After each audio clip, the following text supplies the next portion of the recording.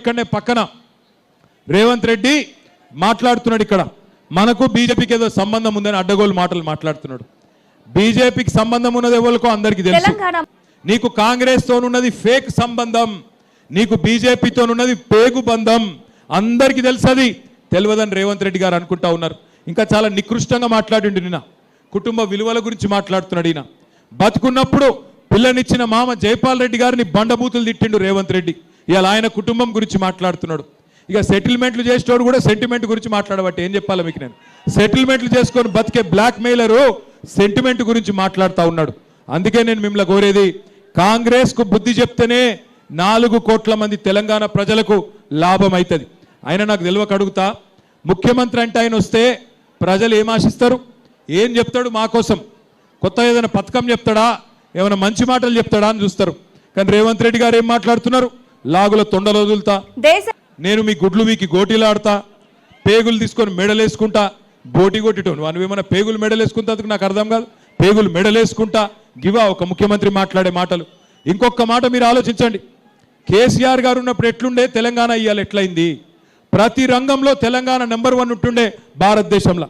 GST పెరుగుదలలో, సంపద పెరుగుదలలో, పర్ క్యాపిటా పవర్ కన్సంప్షన్లో నంబర్ 1 తెలంగాణ కేసీఆర్ నాయకత్వంలో. ఇవాళ ఏంది, ఆఖరి స్థానానికి వెళ్ళిపోయినాం. మొత్తం భారతదేశంలో 28 రాష్ట్రాలు ఉంటే ఆఖరి ర్యాంకు రేవంత్ రెడ్డి గారి ఘనత, రేవంత్ రెడ్డి గారి గొప్పతనం వల్ల రియల్ ఎస్టేట్ నాశనం, వ్యాపారాలు నాశనం, అందరి బిజినెస్లు దెబ్బతిన్నాయి, రాష్ట్రం మొత్తం పరపతి డౌన్ అయిపోయింది. ఏం మాటలు మాట్లాడుతున్నాడు ముఖ్యమంత్రి. కష్టాలు ఉండవా ప్రభుత్వాలకు, రాష్ట్రాలకు? కష్టాలు వస్తాయి, కానీ తట్టుకొని నిలబడాలి. కేసీఆర్ గారు ఉన్నప్పుడు కరోనా రాలేదా? కరోనా వచ్చినప్పుడు 2 ఏళ్ళు మొత్తం కారోబార్ బంద్ అయింది. 2 ఏళ్ళు కారోబార్ బంద్ అయినా, ప్రభుత్వానికి ఆదాయం లేకపోయినా, రాష్ట్రానికి ఆదాయం లేకపోయినా ఏదన్నా ఒక్క సంక్షేమ పథకం ఆగిందా? షాదీ ముబారక్ ఆగిందా? కళ్యాణ లక్ష్మి ఆగిందా? పెన్షన్లు ఆగినాయా? కేసీఆర్ కిట్లు ఆగినాయా? ఏది ఆగలే. రూపాయి ఆమ్దానీ లేకపోయినా కేసీఆర్ గారు 2 ఏళ్ళు కరోనా సమయంలో కూడా బ్రహ్మాండంగా నడిపించారు. కరోనా సమయంలో కేసీఆర్ ప్రభుత్వం ఎట్లా పనిచేసిందంటే, మీరు ఇళ్లలో తలుపులు పెట్టుకొని ఉంటే మేము బయట మొత్తం హైదరాబాద్లో 42 కొత్త లింక్ రోడ్లు వేసి బయటికి వచ్చే వరకు కొత్త రోడ్లు, కొత్త బ్రిడ్జ్లు, కొత్త ఫ్లైఓవర్లు కట్టినమా లేదా ఒక్కసారి గుర్తు తెచ్చుకోమని చెప్పి కూడా నేను కోరుతా ఉన్నా. అట్లా పనిచేసినాం. కానీ ఇవాళ ముఖ్యమంత్రి ఎట్లున్నాడు రేవంత్ రెడ్డి, నేను ఢిల్లీకి పోతే నాకు అపాయింట్మెంట్ ఇస్తలేరు, నన్ను దొంగ లెక్క చూస్తున్నారు. మరి దొంగ లెక్కనే చూస్తారు కదా, ఎట్లా చూస్తారు? నువ్వు 50 లక్షల రూపాయలతో దొరికిన దొంగవు, నువ్వు దొంగ లెక్కనే చూస్తారు. నాకు అపాయింట్మెంట్ ఎందుకు ఇస్తలేరంటే చెప్పులు ఎత్తుకపోతాడేమో అని భయపడుతుర్రు. ఇక ఇట్లా మాట్లాడినాక ఎవడన్నా ఇస్తాడా పైసలు? మనకు ఎవడన్నా పెట్టుబడులు పెడతాడా? పరిశ్రమలు వస్తాయా? మన పిల్లలకు కొలువులు వస్తాయా? ఇంటి పెద్ద అంటే కష్టమున్నా కడుపులో పెట్టుకుంటాడు. కేసీఆర్ గారు నడిపియలే.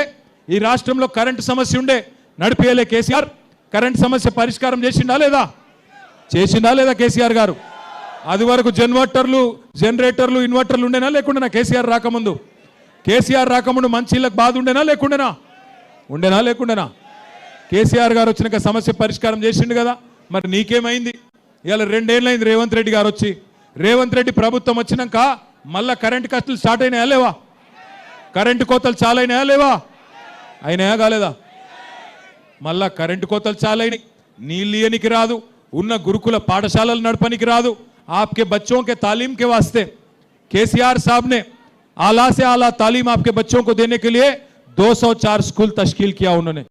और उसमें हमारे माइनॉरिटी बच्चे ही नहीं, एससी एसटी बीसी अंदरी कोसम 1022 గురుకుల పాఠశాలలు పెట్టిండు కేసీఆర్ గారు. ఇలా గురుకుల పాఠశాలలు కూడా నడిపొస్తలేదు రేవంత్ రెడ్డి గారికి. అక్కడ పిల్లలకు బువ్వ కూడా పెట్టొస్తలేదు. మరి ఏం చూసి ఓటేయాలి కాంగ్రెస్కు?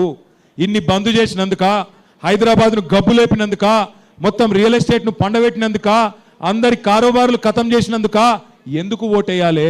ఆలోచించండి. 11 తారీఖు నాడు దయచేసి మీరు ఓట్లకు రండి. ఎందుకంటే మీరు ఓట్లు లేకపోతే రేవంత్ రెడ్డి ప్లానింగ్ చేస్తున్నాడంట, దొంగ ఓట్లు వేయించే ప్లాన్ చేస్తున్నాడు. మీరు ఓట్లకు రాకపోతే మీ ఓటు వేరే ఓటు వేస్తాడు. అందుకే ఓట్లకు రండి. వచ్చి పెద్ద ఎత్తున ఏ గుర్తు కొట్టేయాలి? అక్కడ నిల్చున్న అక్కలు చెప్పాలి నాకు, ఏ గుర్తు కొట్టేయాలి మనం? కారు గుర్తేనా? పక్కానా? 100%? సునీత గారు పక్కా గెలుస్తున్నారా? అనుమానం ఏం లేదా? Thank you. మీ అందరికీ నమస్కారం.